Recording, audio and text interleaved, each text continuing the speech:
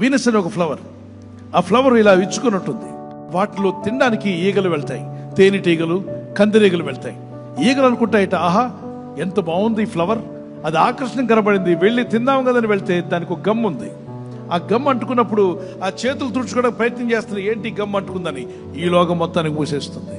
ఒకేసారి ఆ కబంధ హస్తాలతో బిగించేస్తుంది. అది పువ్వే కానీ అది మాంసాహారట. అలాంటి ఈగలు దానిలోకి వచ్చాయని తెలియగానే ఒకేసారి మూసేస్తుంది. లోపల అది విలవిల్లాడిపోతుంది, కొట్టుమిట్లాడుతుంది. ఈ లోకం కూడా అలాంటిదే. ఈ లోకపు ఆశలు కూడా అలాంటివే. లోక సంబంధమైన సాతాను క్రియలన్నీ కూడా ఇలాంటివే. అది వ్యభిచారమో, జారత్వమో, డ్రగ్ కల్చరో, మరి పబ్ కల్చరో, క్లబ్ కల్చరో, అపవిత్రమైన ఎన్నో పెట్టాడు సాతానుడు.